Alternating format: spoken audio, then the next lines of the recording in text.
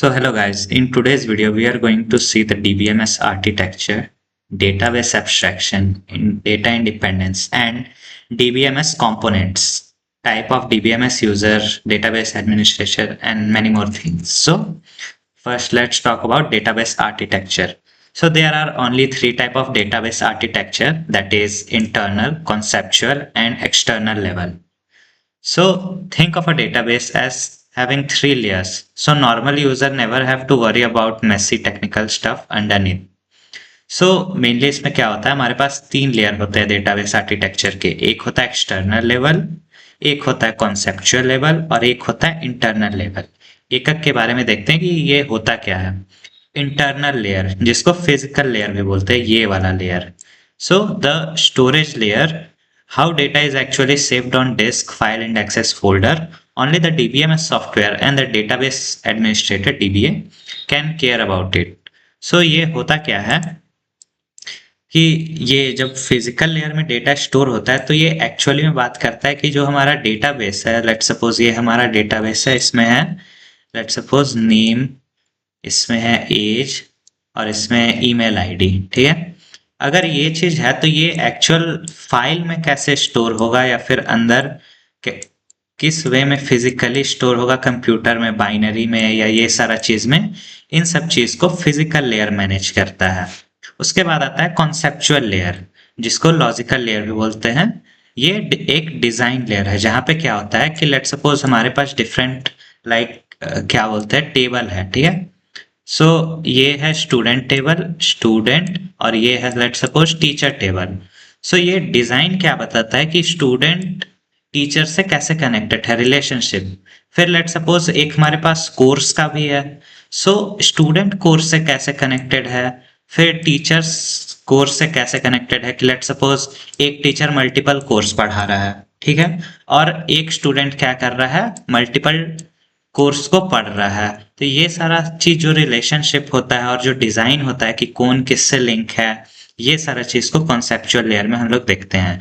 So what data exist and how it is connected, table, column, relationship, rule like primary की, foreign की. सो यहाँ पे जो different ये जो लिंक बन रहा है, ये प्राइमरी की और फॉरेन की के थ्रू बनता है. ये सब आगे हम लोग देखने वाले हैं.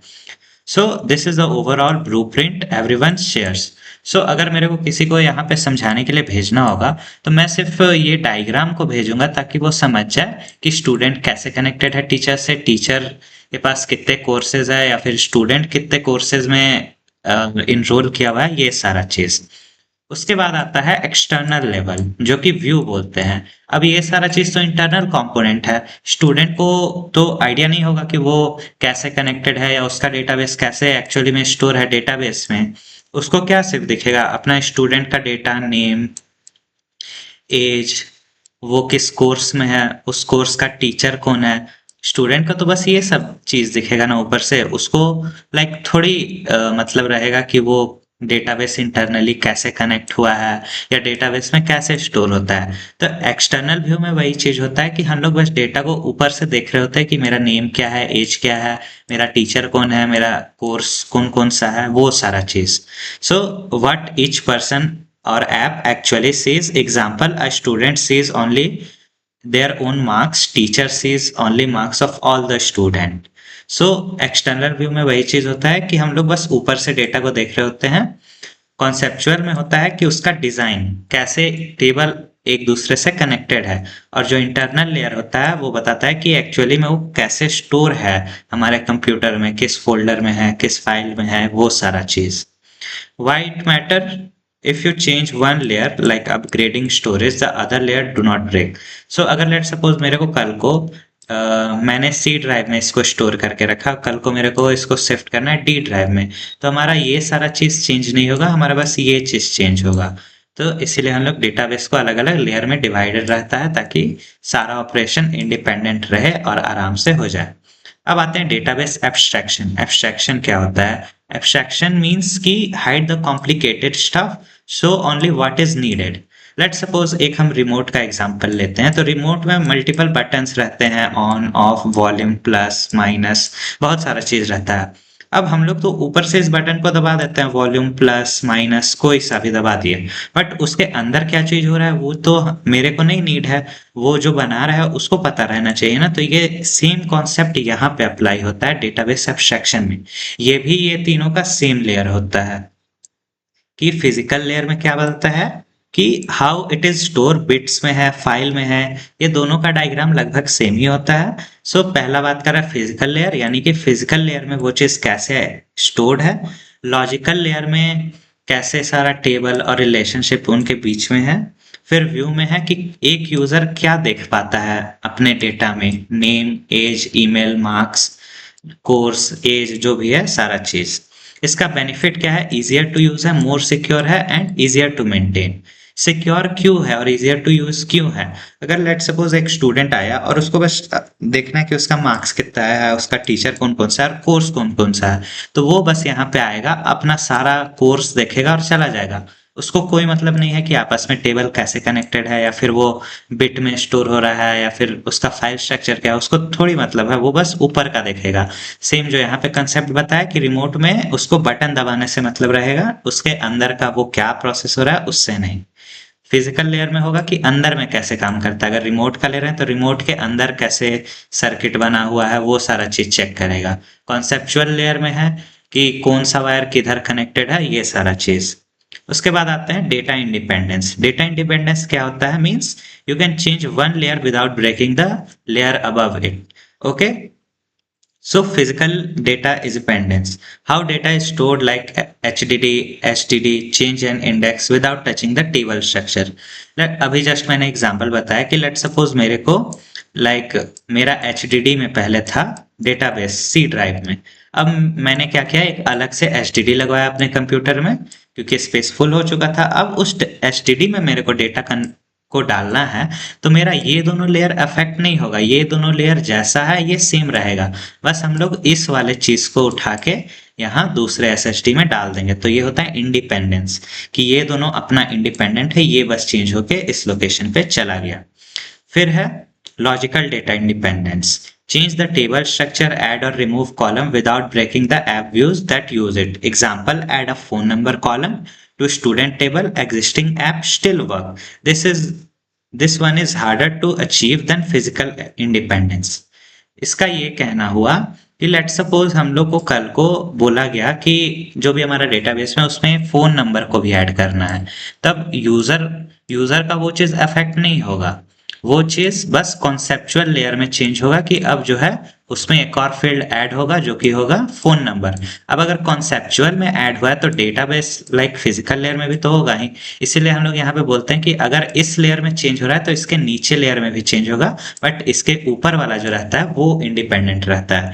तो वो यहाँ पे बोला गया कि अगर फिजिकल इंडिपेंडेंस है तो सिर्फ लास्ट लेयर चेंज होगा, लॉजिकल इंडिपेंडेंस का बात किया जा रहा है तो फिर इसमें चेंज आएगा। अब अगर इसमें चेंज आया तो जो डेटाबेस में फाइल में स्टोर है उसमें भी तो एक कॉलम बढ़ेगा। तो यहाँ पे वही चीज बोला है कि लेयर अबव इट, यहाँ पे देख सकते हैं कि you can change one layer without breaking the layer above it, यानी कि जिस लेयर को बदल रहे हैं उसके ऊपर का कोई चेंज नहीं होगा बट उसके नीचे का चेंज हो सकता है, जैसे कि यहाँ पे हो रहा है। उसके बाद क्या करते हैं, और ये इस लाइन का मतलब है कि जैसे जब हम लोग डेटाबेस का भी बात किए कि HDD से STD में वो ट्रांसफर होगा, तो ये ऑपरेशन इजी होता है rather देन इसमें क्या बोलते हैं एक कॉलम ऐड करना। अब ये है तो है एक्चुअल में। सो इसके बाद देखते हैं डेटाबेस का कंपोनेंट क्या क्या होता है। The building block, hardware, computer. Hardware हम लोग को कंपोनेंट, अगर हम लोग को DBMS सेटअप करना है तो हमारे पास एक कंप्यूटर तो होना ही चाहिए तब तो स्टोर होगा। उसके बाद है स्टोरेज सिस्टम। अब कंप्यूटर भी होना चाहिए, उसमें साथ में स्टोरेज भी होना चाहिए, 10 GB 20 GB स्टोरेज होगा तब तो उसमें हम लोग रख पाएंगे। अब ये चीज लेट सपोज हमारे पास आ गया। अब हमारे पास नेटवर्क होना चाहिए, जैसे कि हमारे पास ये होता है कनेक्ट करने के लिए, हम यहाँ से डेटाबेस भेज रहे हैं तो वो नेटवर्क के थ्रू इंटरनली कनेक्ट होता है और जाके डेटाबेस में सेव होता है। और लेट सपोज अगर हम लोग ऑनलाइन क्लाउड पे डेटा रखना चाह रहे हैं तो भी नेटवर्क इंपॉर्टेंट होता है। उसके बाद सॉफ्टवेयर, द DBMS itself, कोई सा भी डीबीएमएस MySQL ले लो, ओरेकल ले लो, पोस्टग्रेस ले लो, कोई सा भी चलेगा कि एटलीस्ट एक डेटाबेस डीबीएमएस हमारे पास होना चाहिए, तभी तो वो मैनेज कर पाएगा। उसके बाद data, the actual database content. अब हमारे पास लेट्स सपोज हम कंप्यूटर भी ला लिए, डीबीएमएस भी ला लिए, सारा चीज सेटअप बैठा लिए, डेटा ही नहीं है तो तुम क्या कर पाओगे, कुछ नहीं। सो डेटा भी होना चाहिए। उसके बाद क्या है, rule procedure instruction for using the database. अब डेटा तो है, अब डेटा को डालने के लिए कि कौन कौन सा, अभी जैसे बताया टीचर का अलग रहेगा, स्टूडेंट का अलग, फिर कोर्स का अलग, तो वो सारा चीज क्या रूल होना चाहिए, क्या इंस्ट्रक्शन होना चाहिए, वो सारा चीज user people who interact with it, जैसे कि हम लोग उसके साथ इंटरेक्ट कर रहे हैं, डेटाबेस में डेटा डाल रहे हैं, निकाल रहे हैं, तो वो सारा चीज। तो ये सारा एक कंपोनेंट है। लाइक हार्डवेयर कंप्यूटर, स्टोरेज एक कंपोनेंट है, नेटवर्क एक कंपोनेंट है, फिर एक सॉफ्टवेयर डीबीएमएस इटसेल्फ ये एक कंपोनेंट है, फिर एक्चुअल डेटा ये एक कंपोनेंट है, फिर प्रोसीजर या रूल ये एक कंपोनेंट है कि रूल होना चाहिए, फिर पीपल भी होना चाहिए उसको यूज करने के लिए। तो ये सारा एक कंपोनेंट था। अब हम लोग देखते हैं कि टाइप ऑफ डीबीएमएस यूजर, कितना टाइप का डीबीएमएस यूजर होता है हमारे पास। तो इसको देखते हैं कि सबसे पहला एंड यूजर, जो कि हम लोग इन जनरल यूज करते हैं, कोई सा भी ऐप, स्विगी, जोमेटो, एंड कोई सा भी कॉलेज का ऐप, कॉलेज का डेटा, या फिर कोई भी परफॉर्म हम लोग करते हैं, फोन में खोलते हैं, तो वो सारा क्या होता है, एंड यूजर। हम ही लोग तो मेनली चला रहे होते हैं उस चीज को। सो एग्जाम्पल क्या है, use app like banking app, don't even know a DBMS is running behind it. अब जिनको नहीं पता होगा टेक्निकल चीजों के बारे में, उनको क्या पता कि इसके पीछे डीबीएमएस चल रहा है और सारा चीज एक डेटाबेस में स्टोर होता जा रहा है, तो वो चीज है कि एंड यूजर एक होगा। फिर एप्लीकेशन प्रोग्रामर, अब हम जो कोड कर रहे हैं या फिर जो लोग प्रोग्रामिंग सीख रहे हैं कि डेटाबेस से बात कैसे करते हैं, वो सब भी तो यूज करेंगे ना। फिर है नीव यूजर, इसमें क्या होता है, जस्ट फिल इन फॉर्म। नीव यूजर क्या होता है कि जो कि बस रेयरली कभी कभी आते हैं कि फॉर्म फिल करना है या फिर ये सारा चीज, तो वो लाइक उनको बोलते हैं नीव यूजर। उसके बाद आता है सोफिस्टिकेटेड यूजर, जिनको बोलते हैं कि जो थोड़ा बहुत एसक्यूएल जानते हैं और अपना क्वेरी खुद से लिखते हैं, जैसे कि डेटा साइंटिस्ट। वो लोग क्या है, खुद से अपना क्वेरी लिखते हैं और डेटा पे एनालिसिस या फिर डेटा पे जो भी ऑपरेशन परफॉर्म करता है वो करना होता है। फिर एक आता है डेटाबेस एडमिनिस्ट्रेटर, ये इंपॉर्टेंट टर्म है। Database administrator manages whole system, यहाँ पे उसके बारे में एक अच्छा ओवरव्यू दिया हुआ है। सो देखते हैं डेटाबेस एडमिनिस्ट्रेटर होता क्या है। सो database administrator dBA the manager, जो कि एक्चुअली में डेटाबेस को हमारा मैनेज करेगा, ये सबसे इंपॉर्टेंट चीज है। सो मेन जॉब इनका क्या होता है कि install and setup the DBMS, DBMS को इंस्टॉल करना, सेटअप करना, ये सारा चीज। Design the schema, handle security, backup, recovery, monitor and improve performance and enforce rule, यानी कि डेटाबेस में जितना भी ऑपरेशन होता है वो सारा चीज डेटाबेस एडमिनिस्ट्रेटर का काम है कि उसमें डेटा जाएगा कैसे, या फिर कितना कॉलम डिवाइड हो रहा है, कौन कौन सा अलग अलग टेबल एक दूसरे में लिंक हो रहा है, ये सारा चीज। बैकअप, रिकवरी, सिक्योरिटी, कौन उसको एक्सेस कर सकता है, ये सारा काम क्या होता है, डेटाबेस एडमिनिस्ट्रेटर का होता है। उसके बाद आते हैं कि डेटाबेस लैंग्वेजेस, तो ये मेनली 4 तरह का लैंग्वेज होता है। इसके बारे में आई थिंक मैंने, हाँ, डायग्राम यहाँ पे है, जस्ट अ सेकंड। ओके, सो अब हम लोग देखते हैं डेटाबेस का लैंग्वेजेस क्या क्या होता है। तो लैंग्वेज मेनली 4 टाइप का होता है डेटाबेस का। ये डायग्राम पे मैं आ रहा हूँ जस्ट। 4 टाइप का लैंग्वेज होता है, डीडीएल, डीसीएल, डीएमएल और टीसीएल। एक एक करके देखते हैं कि ये सारा होता क्या है। ओके, सो डीडीएल, डेटा डेफिनेशन लैंग्वेज। अब हम लोग जब डेटाबेस बना रहे होते हैं तो मैंने बताया हम लोग टेबल बनाते हैं, ठीक है। अब टेबल बनाने के लिए वो जो टेबल को क्रिएट करना, या फिर टेबल में किसी कॉलम को चेंज करना, या फिर टेबल का डेटा को डिलीट कर देना, या फिर टेबल का डेटा को खाली कर देना, ये सारा जो ऑपरेशन होता है ये हमारा होता है डेटा डेफिनेशन लैंग्वेज। डेफिनेशन से उसका मतलब क्या समझ में आ रहा है कि उसके बारे में वो चीज बता रहा है कि उसमें कितना कॉलम है, कितना डेटा है, क्या डेटा है, ये सारा चीज। उसके बाद आता है डीएमएल, डेटा मैनिपुलेशन, यानी कि टेबल में डेटा अब डल चुका है बट उसको डालने के लिए कुछ होना चाहिए ना, तो जो डेटा डल रहा है उसके लिए हमारा यूज होता है डेटा मैनिपुलेशन लैंग्वेज, या फिर डेटा को अपडेट कर रहे हैं, कुछ मैनिपुलेट कर रहे हैं, या फिर कोई डेटा डिलीट कर दिए, या फिर पूरा डेटा हम लोग को देखना है। तो ये सारा ऑपरेशन किस में आता है, डीएमएल में आता है। उसके बाद है डेटा कंट्रोल लैंग्वेज। ये क्या करता है कि ये मेनली बात करता है परमिशन के बारे में, कि कौन डेटाबेस को परमिशन, मतलब किसके पास परमिशन है कि वो डेटाबेस में देख सके। तो हम लोग क्या करते हैं, लेट सपोज अभी मैंने यूनिवर्सिटी का एग्जांपल लिया, तो यूनिवर्सिटी वाले क्या करेंगे कि हम स्टूडेंट को क्या करेंगे, एक एक्सेस ग्रांट करेंगे कि हम लोग अपना रिजल्ट देख पाए इस डेटा से, अपना डिटेल देख पाए, मेरा टीचर कौन है, मेरा कोर्स कौन है, ये सारा चीज वो हम लोग ग्रांट करेंगे। अब लेट सपोज क्या होता है कि मैंने कॉलेज पूरा पढ़ लिया या फिर स्कूल में पूरा पढ़ लिया, अब हम कॉलेज छोड़ चुके हैं। तो अब जब छोड़ चुके हैं तो अब तो मेरे को डेटा देखने का जरूरत नहीं है। तो उस टाइम पे क्या करेंगे कि वो रिवोक कर लेंगे। तो ग्रांट का मीनिंग ये हुआ कि हम इसको परमिशन दे रहे हैं कि तुम डेटाबेस में देख सकते हो। रिवोक का मतलब कि हम उसका परमिशन को रिमूव कर दे रहे हैं, अब ये नहीं देख सकता है। उसके बाद आते हैं TCL, transaction control language, manages transaction, a group of steps that must all succeed or fail, commit, rollback, save point। ये क्या होता है कि लेट सपोज हम कहीं पेमेंट कर रहे हैं, लाइक ए प्लेस से हम लोग पेमेंट कर रहे हैं बी में।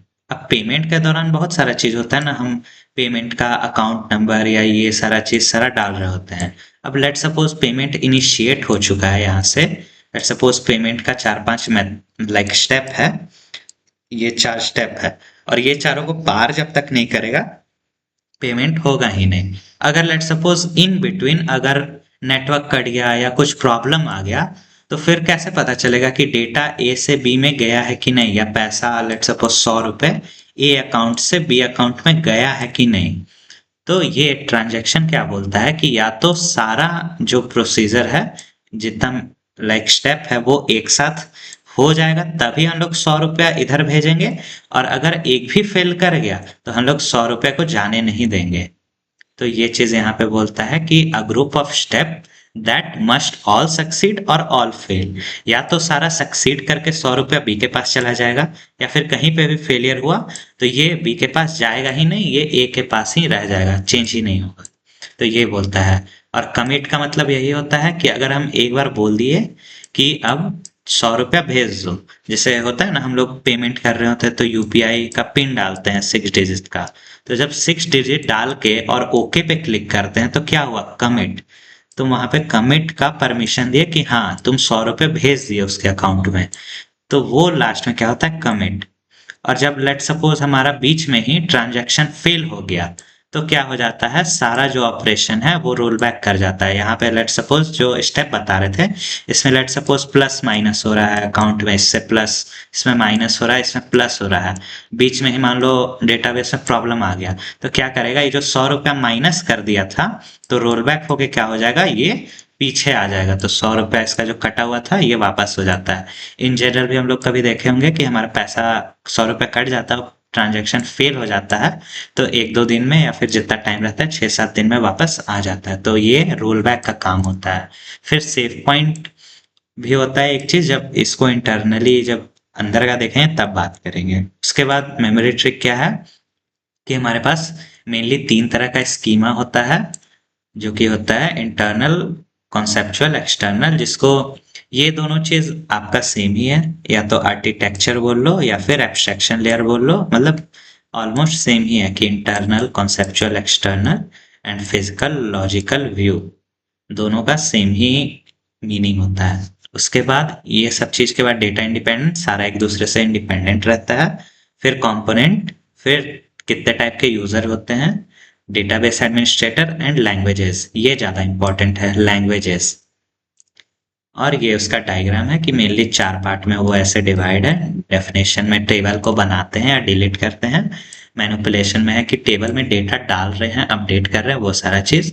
डीसीएल कंट्रोल, कि किसी को हम लोग एक्सेस कर रहे हैं कि तुम एक्सेस कर सकता है, ग्रांट कर दिए। ट्रांजैक्शन में है कि कोई ट्रांजैक्शन ऑपरेशन हम लोग या तो पूरा ट्रांजैक्शन होगा या तो नहीं होगा। तो ये था आज का वीडियो, ये सारा चीज कवर हो चुका है। अब नेक्स्ट वीडियो में देखेंगे आगे का जो पार्ट बचा हुआ है। So thank you for watching this video. Bye bye.